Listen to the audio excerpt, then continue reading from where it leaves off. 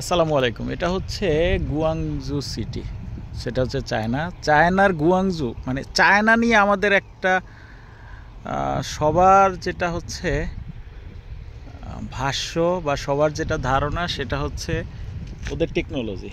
আসলে সব কিছুই যে টেকনোলজি দিয়েই ওরা করছে সেরকম না। আমি হচ্ছে ছোট্ট একটা জিনিস যদি দেখাই, সেটা হচ্ছে এটা হচ্ছে মাঠের মধ্যে একটা রাস্তা।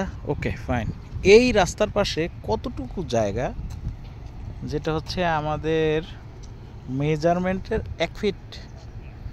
তো ওরা হচ্ছে এই 1 ফিট জায়গাটাও ইউজ করছে। এই 1 ফিট জায়গার মধ্যে ওরা কি সবজি লাগাই দিছে।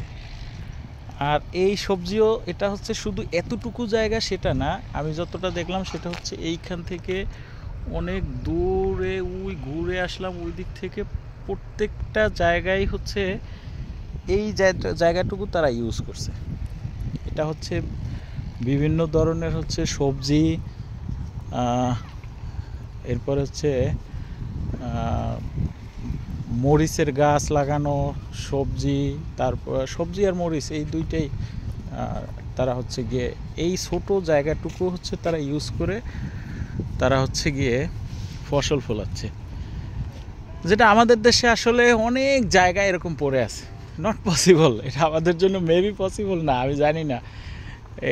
এটা হচ্ছে টেকনোলজির দিক থেকে তারা কি শুধু আগানো, আর অন্য কোনো দিক থেকেই কি তারা আগানো না? এইটা কি টেকনোলজির উপরে ডিপেন্ড করে? এটা অ্যাকচুয়াল টেকনোলজির উপরে ডিপেন্ড করে না। এটা হচ্ছে গিয়ে তাদের থিঙ্কিং লেভেল, ধারণা এবং তাদের কর্মঠ যে চিন্তাভাবনা, এর সাথেই ডিপেন্ড করে। এটা হচ্ছে শহরের মধ্যেই, এটা খুব বেশি দূরে না, গ্রামেও না। আশেপাশে দেখবেন অনেক মানে শহরের একটু সাইড থেকে ছোট একটু জায়গা, সেটা হচ্ছে গিয়ে এই যে রাস্তার পাশের এই একটা প্লেস, বাদামের গাছ লাগানো, টোটাল বাদাম। এই সাইডটা যদি দেখি, এটা হচ্ছে মিষ্টি আলু, যেটা গাছ লাগানো, এটা হচ্ছে একটা সবজি। এবং ওদের 12 মাস, মানে সব ধরনের হচ্ছে শাকসবজি তারা হচ্ছে 12 মাস আবাদ করতে পারবে।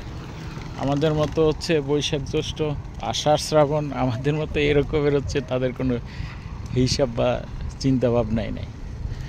তাদের হচ্ছে যেটা প্রয়োজন সেটা 12 মাস হতেই থাকবে।